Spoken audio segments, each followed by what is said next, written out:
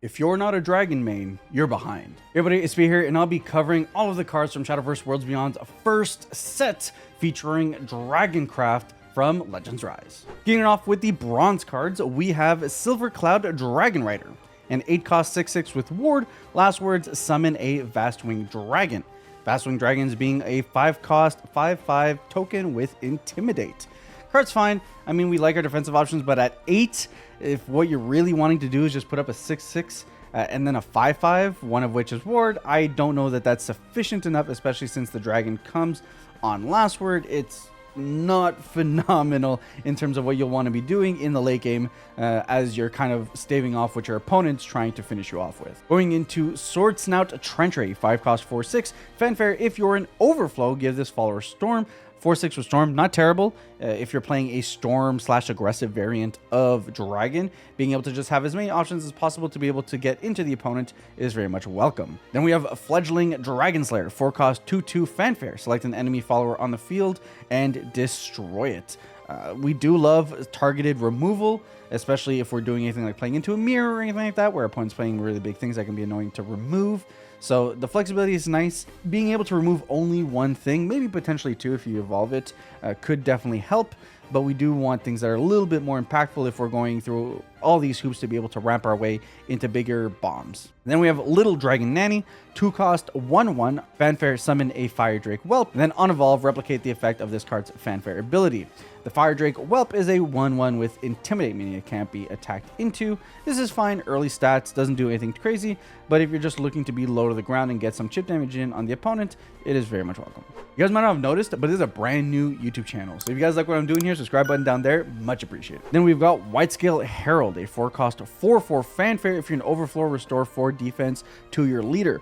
4-cost 4/4 is pretty on mark in terms of stats that you're looking at with anything that has an ability. The fact that on overflow you get to restore 4 defense as well is pretty nice. Honestly, I wouldn't mind playing out a tempo 4/4 and then getting the benefit of getting that 4 defense on top of that. Then for our bronze spell, we have Calamity Breath, 6 costs, deal 5 damage to all forwards. I like my board wipes, especially in a strategy that's trying to go into the late game. We do have other options in terms of followers that are able to help us in that kind of category, but nevertheless, just having it off rip is going to be nice for any budget-oriented players who are just looking to be able to get to their late game. Moving on to our silver cards, we have Kit, Luxfang Champion, a 6-cost 8/7 when this card is discarded, which there are a few cards specifically in this first set of Dragon that'll be able to discard your cards. You have to give a random allied follower on the field +1/+0, which is fine, and it has Rush built in. So nothing too crazy. Obviously, if you're spending your time ramping, this isn't the thing that you specifically want to be ramping into, but it does give you a mid-game option that's able to keep the board clean. It has high stats. It'll probably be able to survive at least an attack, and then trade up afterwards from there. So welcome body. Then we've got Effia Windrider, a 3-cost 2/1 Fanfare. If you're in overflow, give this follower Intimidate. It also has Storm built in, so having a built-in Storm, very nice for any kind of aggressive dragon strategies. And the fact that in overflow it gives it Intimidate means that your opponent is just going to have to find removal to be able to get rid of it, which is obviously more annoying than being able to just attack any shitter token into it, especially since it is a 2/1. We got Zell Windreader, a 3-cost 3/3 Super Evolve. Select another allied follower on the field and give it Storm. So naturally impactful if you're playing any massive bodies at that 3-cost range. It does open you up to having a few followers that are very well statted that you would really like to be able to give Storm to that could potentially close out the game. By itself, obviously not amazing because you have to target another allied follower, and a lot of the earlier stuff you're playing kind of doesn't matter if you give it Storm, but nevertheless, it's something that gives you options throughout the entire game and can often help you close out the game. Then we got Marion, Ravishing Dragonute, 4-cost 3/3 Fanfare. Select another allied follower on the field and give it +2/+2. If you're in overflow, give it +3/+3. It's fine, especially if you combo it with anything that is already attacking from the turn prior, or if you're going to play something down with Storm and then being able to buff it up, could maybe get you over the threshold to be able to close out the game. Then we've got Golden Note Melody, 3-cost silver spell. Draw 2 cards. If you're in overflow, restore 2 defense to your leader. I think this is fine. Draw 2 is welcome. Getting a little bit of health replenishment there, also welcome. Moving on to our gold cards. Genesis Dragon Reborn. He is Genesis Dragon, but reborn, and now has built-in Storm. So 10-cost 9/10 Storm. I mean, it is what it is, right? Maybe you play it as a one-of, as just like, hey, we're at 10 play points and I'm going to deal 9 damage, just baked in. Sure, why not? Moving on to Lu Feng, Golden Note Ward. 4-cost 3/3 Fanfare. If you're in Overflow, evolve this follower. Very nice because we don't have too many options in terms of free evolves in this first set. When this follower evolves, gain 1 max play point. So if you're at 7, you're able to play out Liu Fang and then get yourself to 8, going into 9 the turn afterwards, which opens up some really nice options. Very cool. Do like that a lot. Then we've got Zahar, Stormwave Dragoon, a 6-cost 3/3 Fanfare, summon a Vastwing Dragon, which of course is the 5/5 with Intimidate, and then it has Ward. 6 cost to play out a 3/3, as well as getting a 5/5 with it, so for a total of 8/8 stats. I think it's fine. If you're on an empty board, defensively, I don't think it's too phenomenal, but I think it's okay. I think it is a fine card. Then we've got Twilight Dragon, a 9-cost 9/9 Fanfare. Give all enemy followers on the field -0/-9 super evolve.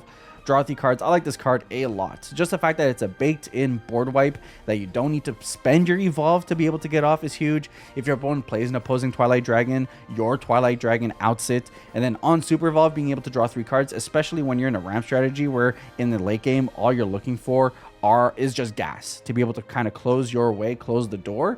I think this is phenomenal in that kind of strat. I really like this card a lot. Then we've got Fan of Otohime, a gold amulet. For 1 cost, engage 3, summon in Otohime's bodyguard, which is a 2/2 with Storm and Ward. And then you get to select a card in your hand and discard it. So naturally, we've seen a couple of cards that benefit from being able to be discarded, but this does effectively turn your dead cards in your hand into a 2/2 with Storm that also has Ward. So it can lend itself to the kind of stormy, aggro-y strategy where if you end up seeing a little bit more of the top end cards that you're not going to be able to utilize right away, you can convert that into 2 damage. You can convert that into a Storm attack. I think it's perfectly fine and serviceable. How many you run, where you run it in with what shell, that is to be determined. Moving on to our legendary cards, we have Burnite, Anathema of Flame, a 7-cost 7/7 Fanfare. Select a card in your hand and discard it. Deal X damage to all enemy followers. X is the cost of the selected card. If you're playing this card in your deck, odds are you probably have other 7-cost and similar cards in your deck. So odds are you're probably going ahead and dealing 7, 5, what have you. Pretty effective in terms of just being able to deal the board. Again, big fan of board wipe. I think they do a ton of work in terms of being able to restabilize the game. And on Super Evolve, give your opponent Crest, Burnite, Anathema of Flame.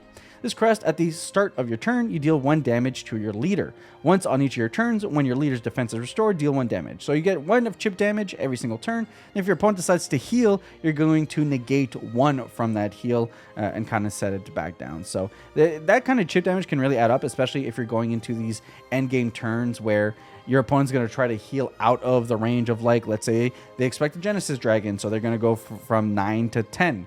Well, then that 1 chip damage is going to make a big difference to make sure that they're still within range of being in lethal. Then we've got Forte, Blackwing Dragoon. Best card in the set. I don't care what you say, doesn't matter. This is a 6-cost 5/2 Storm and Intimidate, which is very nice. Has the 5/2 stat line built in. Has Intimidate built in, which means it's going to be really annoying for your opponent to have to deal with. It's just going to run in. Forte is going to win a lot of games. Fantastic stat line in terms of something that wants to be aggressive and get in there, especially in the late game where you can maybe add in like a couple of buffs in there before she kind of goes in. Very solid, big fan. And then finally Garyu, Fabled Dragonkin, 8-cost 5/5 Fanfare. Summon a Supreme Golden Dragon and a Supreme Silver Dragon. And then on Super Evolve, give all allied copies of Supreme Golden Dragon on field Storm, and then give all copies of Supreme Silver Dragon on the field Barrier. And then looking at the Supreme Golden Dragon, it has Ward, and the Silver Dragon has Rush. So the Golden Dragon will be a Ward Storm, and then you'll have a Barrier Rusher with the Silver Dragon. So it's a lot of stats. Technically, if you play out a Garyu, your opponent might not be able to out your own Garyu afterwards, just because of the way that Barrier works with the Silver Dragon. So it's a lot of stats. It gets a lot of stuff on the board. It provides you a lot of protection. Big fan.